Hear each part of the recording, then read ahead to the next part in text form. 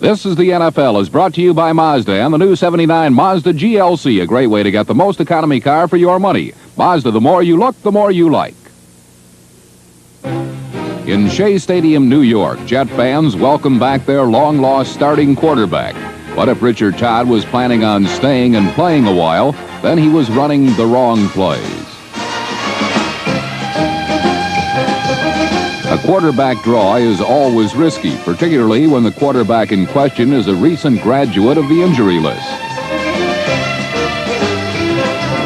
And so, once again, Todd left a football field with an injured shoulder. Only this time he's gone for the remainder of the season. New England's Steve Grogan, on the other hand, runs the quarterback draw without a second thought.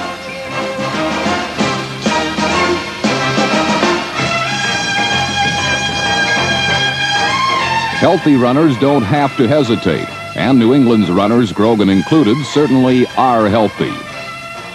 Going into Week 13, New England doesn't have a running back listed in the top 10, but as a team, they lead the entire NFL in rushing and rank second in scoring points.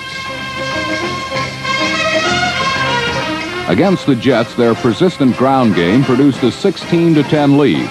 And with Todd sidelined, the confident Patriots appear to have matters very much under control.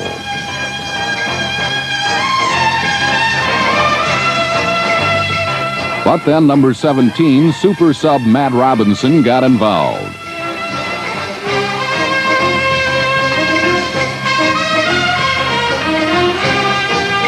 For the 8 weeks Todd was absent, Robinson and number 85 Wesley Walker sustained the Jets in their fight against playoff extinction.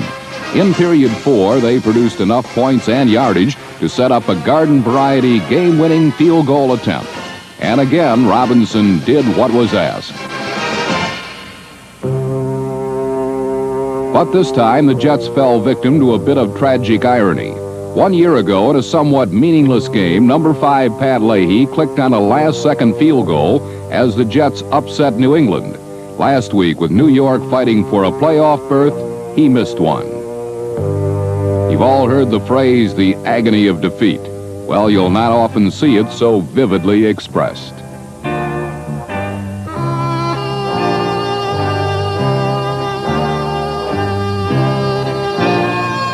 There was no joy in Shea Stadium, where the Jets' playoff hopes fell to the Patriots 19-17.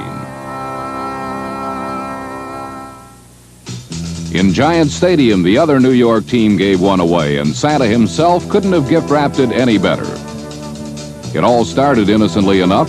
Quarterback Joe Pisarcik, number 9, had the hot hand, and the Eagles secondary couldn't stop him. New York moved out to a 14-0 lead, and at times the usually stout Eagle defense made itself rather conspicuous by its absence.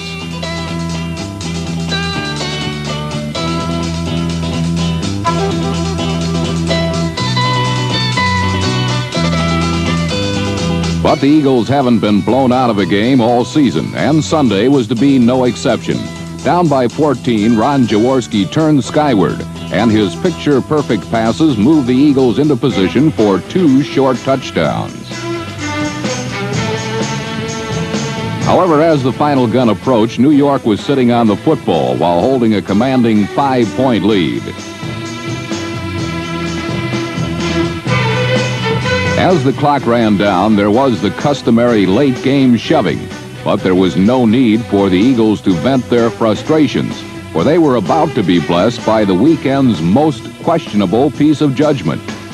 The call came from John McVay's offensive coordinator. Chances are it will not be studied at next summer's coaching clinics.